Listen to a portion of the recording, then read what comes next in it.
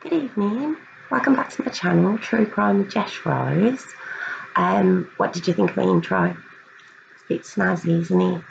As I said in my Angela Wrightson video, I'm just going to have the intro and also mainly of the victim and the perpetrator, a little photo in the corner. Just thinking you might not fancy going into the link after the video, so now you'll be able to see who I'm talking about. So yeah, thank you, Steve. So tonight I'd like to talk about a show that I have done videos on before, and it's Britain's Darkest Taboos. And this episode was actually titled Our Daughter Murdered in Snuff Movie Fantasy. So kind of gives it away a little bit there. It's so sad, it really is. And the girl's name is Georgia Williams. She's such a lovely girl. She's really pretty, really, really pretty girl. Born on the 7th of September 1995. And on the show, her family's on there, and you see her dad, Steve, and her mum Lynette, and her sister, Scarlett. And they just seem lovely on the show. They just seem a very loving family. And when you hear about Georgia, you can see where it comes from. She's described as just being a really lovely, self-assured, assertive, very pretty, like I say, girl, really lovely. And, to show how kind of determined she is and assertive she is and resilient, in junior school, coming up to her last year, she was getting bullied. And her mum gave her the option of swapping schools. And she said no. She said she had 1 year left and she was going to see it through.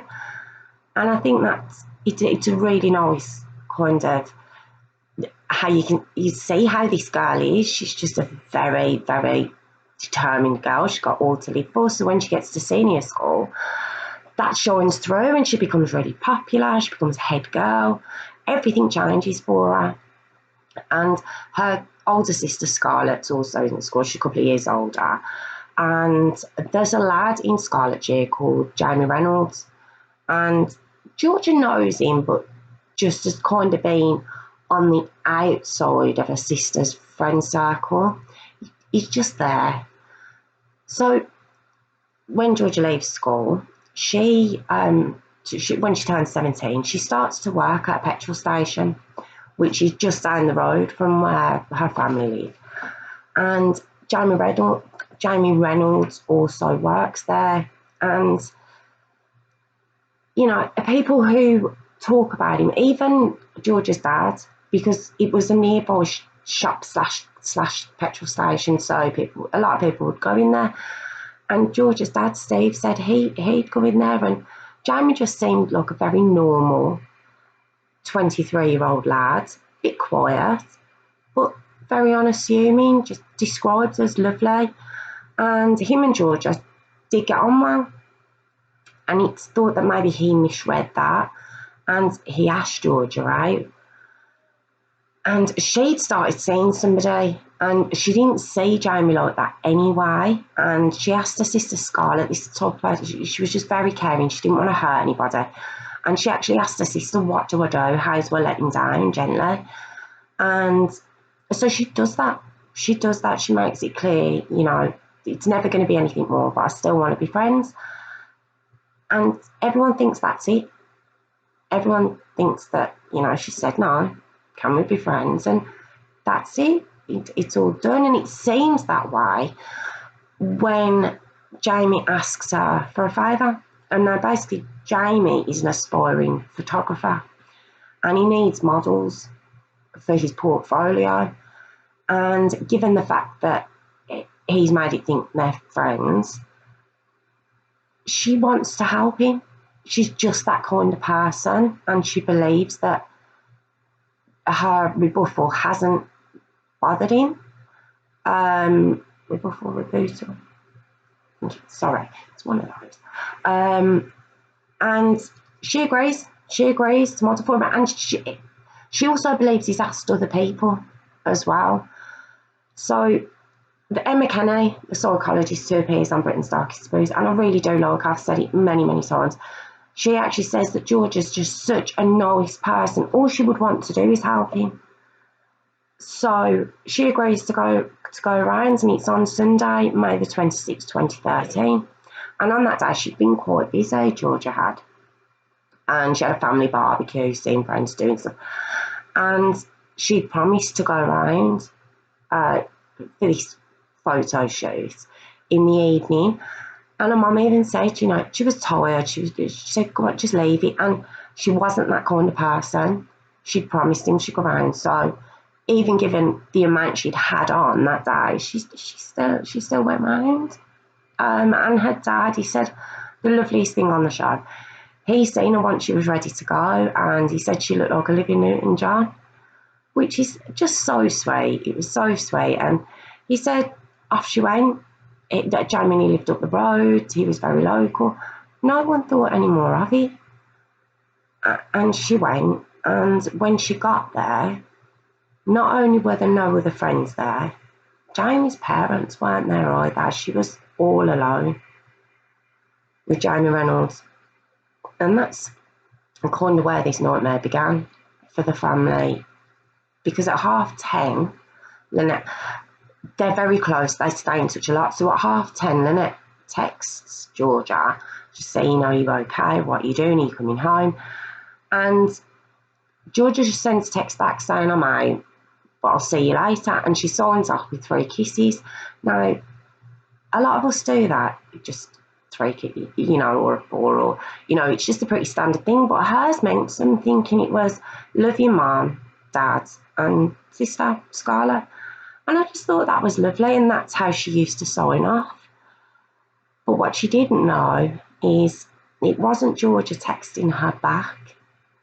It was Jamie Reynolds.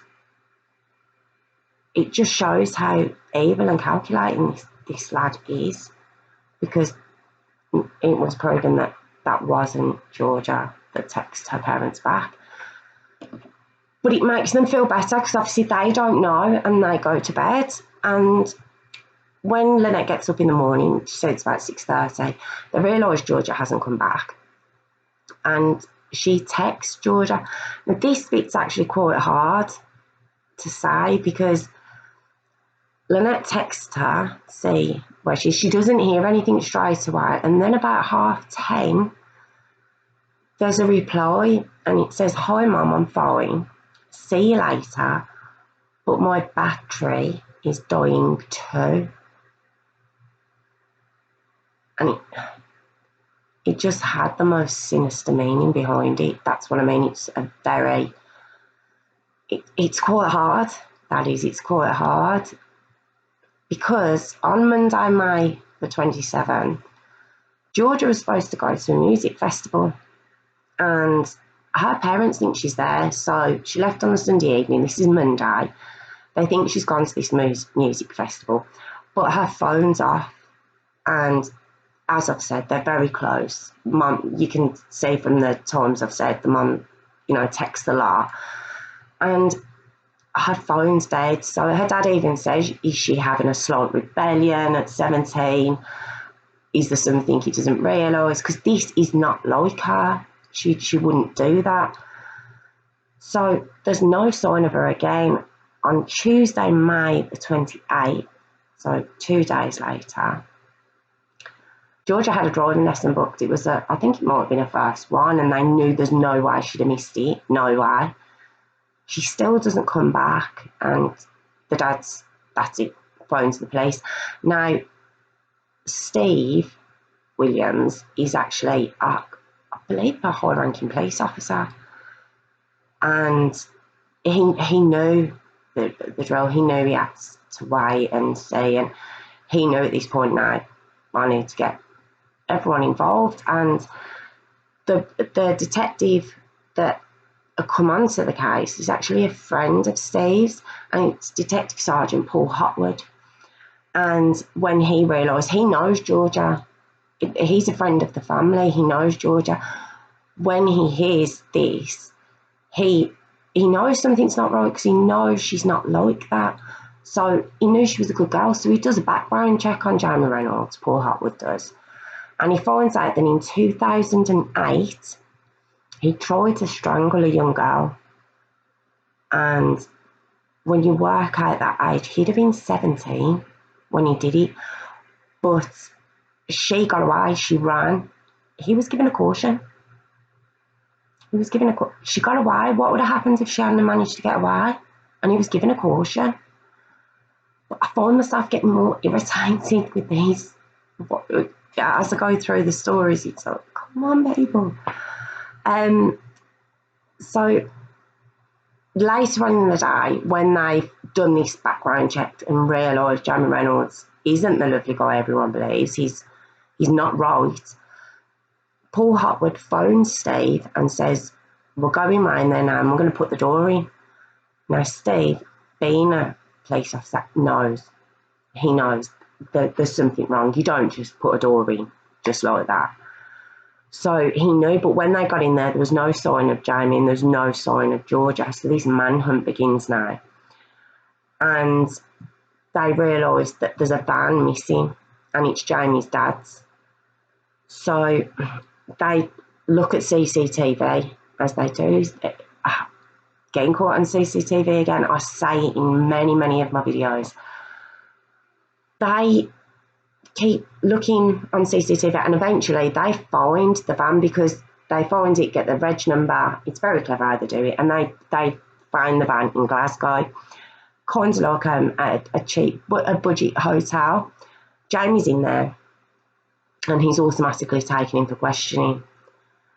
The one question they asked him straight away is, where is Georgia Williams? And his response is, I just don't know. I don't know. So at 5:30 on Wednesday, the 29th of May 2013, two senior police officers walked down Lynette and Steve's path. And Steve, again, knowing what he knows, and Lynette, she's been with him a long time. He's been in the police force over 20 years, and it's 25 years. He, he knows when two senior police officers come into the door that it's not good news. And when he opens the door and lets them in, he says the first thing out of his mouth is he's killed her. He's killed her. Lynette obviously starts screaming, saying, no, that, don't say that. It can't be true. And Steve says, he just got sick. He just got sick. They didn't say for definite, but they just said, look, this is not looking good. And he knows the routine. He knows how this works. So they don't know, but they know it's not looking good. And Jamie's still not saying anything. Rotten boy. So they find a camera in his house. This camera he was supposedly doing his portfolio from. But he'd cleaned the memory card. However, he cleans everything off. But, of course, there's ways and means. And they find the photos that he's tried to erase. And, unfortunately, on these photos are images of Georgia naked and dead. And when they brought Lynette and Georgia in, obviously to let them know, I don't know if they saw that. I don't think they saw the photo. I don't know. I don't know if they saw them, but Steve said he died that day. He said he did. And to be honest, when you watch the interviews of all three of her family members, it's quite upsetting. It is quite upsetting because you see the utter devastation. It's only 6 years. And you just see the hole she's left in the family. And they start to find out the details of what happened. And pretty soon after Georgia walked into the house, obviously she'd have realised that there was no one there.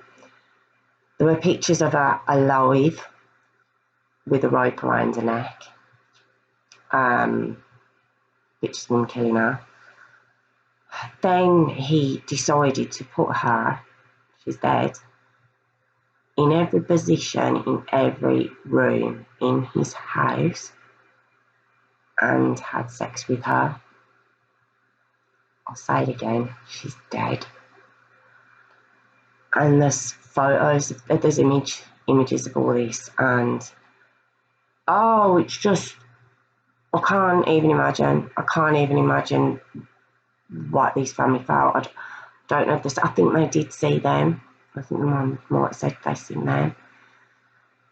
So Jamie, of course, is charged with murder, but they still don't know where Georgia is, which is, it's like they know all of that, which is all devastating enough, and he still won't tell them where she is. You know, it's like he's very controlling. They do say that about him. He's very controlling. He's trying to control everything right to the end. You know, that was just part of it, part of him, I think. There was no offers to help find her whatsoever. So the police go back to CCTV to trace the van, and they find him on the Monday, so it would have been a day after he'd killed Georgia. They find him at a petrol station on CCTV, and you see the van, you see the footage, and they say that Georgia would have been in the back of that van. Then he goes to the cinema to watch Fast and Furious, the film he'd asked Georgia to go out and watch with him when he asked her out on a date. He parked the van in the car park. It was kind of like, well, you will go on that date with me. You'll be there. And he went and watched the film. He went and watched the whole film. Mind blowing. So there's an appeal put out to see if anyone's seen this van. You know, they put it out there, put a picture of the van and everything. And people come forward, and they put a picture of him out there, and people come forward to say they've seen him. He was broken down by some woodland miles away from where they lived. And he had to be helped. He had to actually be helped, and people come forward with that. And from that, they led officers to the woodland where they'd seen the van, you know, very good witnesses. And they found Georgia. They did find her buried in the woodland. So the family are allowed to go and see Georgia. So Steve and Lynette go in and see her first. And again, very, very hard to watch even the programme, because Steve himself gets very upset again, and he just says there was no peace on her face. She didn't look at peace. You know, when you hear a lot of people saying they go to see their loved ones when they passed, I hear a lot, they look like they're asleep and they look so peaceful. And it was very, very upsetting to hear him say that she had no peace on her face. I mean, that's very, very sad, and that's a lasting memory with her, Lynette and Steve, her parents. It's very, very sad. And when he came outside, Georgia's grandparents and her sister Scarlett were waiting to go in and see her, and he physically stopped them and said no. And the camera does then cut to Scarlett, who you can see is devastated. She said, I want it. She actually makes a point of saying it wasn't my choice not to go and see her, as if she feels like she needs to put that across. She said she wanted to see her, she wants to hold her hand. And you can really, as you're watching it, you're quite torn, because you can understand how she must feel not getting to say goodbye. But you also know, as a parent, you wouldn't want that lasting image on your child about their sibling. You wouldn't want that. So you really do. You're torn between both sides of that. It's a hard one. You wouldn't know what you do in the same circumstance unless you ruin it. But Jamie's past starts to emerge, and not only was the accusation, as I said, of trying to strangle a young girl, his own parents, it seems his own parents knew Jamie wasn't right at all. He'd been watching very, very, very violent pornography right up to snuff films from the age of 14. So this is 9 years later. So imagine that's a lot of porn. To have watched violent porn, they say you become desensitized to it, and you're looking for the next big thrill, I suppose. And they tried everything. They let the police know. They'd given a report in. they spoke to a psychologist about it. They tried everything. They got rid of all computer equipment out of the house. His own, you do always look at the perpetrator's parents, don't you? Especially if they're quite young. And it seems they tried everything. They wanted to help their son, but at the same time, I think they knew there was a possible chance he was dangerous. Well, they did know. So I think that was a testament to them, really. They really were trying, and they did let the police know. They did let psychologists know if there's something wrong.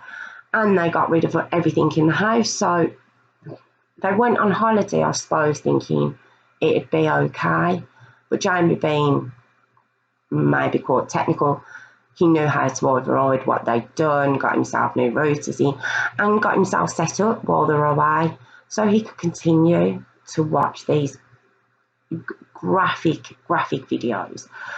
He'd also been writing stories, bit of a story writer he was, Jamie Reynolds, snuff writings, and there was one particular story in there about Georgia, basically describing what he actually did to her. He wrote about it. He literally wrote his own confession, it seems to me. And when they got the computers that obviously he'd been uploading and stuff, there were 16,000 images of extreme pornography, murder, rape. This guy there was a serious obsession, plus the book he was writing, and yet he still refused to admit it. He's bound to rights. They've got the case against him, but right up until the day of the trial, I think, where they put in their plea, so it was right at the last moment, Georgia's family didn't know they'd have to sit through a whole trial. They didn't know. He kept that control right to the last minute. And then eventually he pleads guilty. Right, that he had that control right to, he couldn't even give them that. You know, they knew she'd been murdered, but he didn't want to tell them where the body was. They know he's murdered her, but he doesn't give them that right until the end, makes them think they're going to have to sit through a whole trial and listen to everything. And just awful. And Lynette does say that before he gave that plea, he was outside laughing and joking with people. She must have been able to see him when they were waiting outside the court. She said he looked very smart. She said he'd done himself up very nice. She said it was the best she'd ever seen him look. You know, she said it quite scathingly, but you know, you can imagine you'd just be sickened by it. And like I say, he does plead guilty, and that's on the December 2nd, 2013. And because with everything and plus his history, it's seen that he is a potential serial killer. It's his preference, it's what excites him, it's what gets him going, and he wouldn't stop. No matter how much rehabilitation, you know, I did mention in my last video, Jamie Borges, you know, do we believe that can work? And, you know, in this case, the judge didn't believe it wouldn't work. So Jamie Reynolds was actually jailed for life, a whole lifetime. He'll never, ever be released. And I think this is my 20th story. And I don't think any of them, I could be wrong, but I don't think any of them have had a whole lifetime. Now, this guy, he's considered so dangerous. He'll never get out. Emma Kenny says, you know, he's just not fit for society. He wouldn't be ever rehabilitated enough to be allowed back into society. He wouldn't. He'd do it again. It is very sad, you know, in the interviews as well, because the mum and dad, she outright said, you know, I'd love to kill him. And the dad, he does say the same, but he makes it clear that's as George's dad, obviously not as a police officer. And Paul Hotwood, the detective sergeant that had been put on, you know, who took the case more to the point, he said he did it, that was his friend, and he wanted to ensure that justice was done, but he said it has had a really lasting effect on him too, because he had to see those images too, and you can see how much it's affected everyone. They all say they're not the same people, and you, after seeing something like that and knowing something like that, you wouldn't be the same again. Lynette does say something really lovely though. She says she keeps chipping away. She keeps chipping away and trying to get her family back in some way, in the sense of, so Jamie hasn't won. You know, he took Georgia from them. She doesn't want him taking their lives, especially Scarlett's life. You know, it is very sad, very, very sad to watch her. They have set up a charitable trust in Georgia's name, which helps young kids with outdoor activities. And they will say, you know, that's kind of saved them. It's given them something, and you know, we do hear that a lot. It's an outlet, I believe, and I think it's lovely. I think it's lovely that even in that dark moment, they try and help somebody else. I think that's just lovely. I do. It's just very, very sad, and you know, she'd be 23, 24 now, and it's just, she'd still be so young. It's just such a waste. But I suppose the only, not good thing, but he'll never get out again. That's the only positive, if there can be a positive. I don't know whether to say positive, but it's good to know he'll never be on the streets again, knowing that that's his preference, that's where he would go, and he would do it again. He wouldn't be able to help himself. So that was my story of Georgia Williams. Really, really sad. But thank you for joining me. If you'd like to subscribe, it is free. It just means you get my videos before anybody else. You get to see my intro again. I'd really appreciate it. And if you've got any comments, pop them in the box. And I will pop a link in still. You know, if you do want to see any more, or you know, see what programs it was on and stuff, I will pop that in the bottom as well. And just thank you so much again for joining me. I really do appreciate it. Thank you.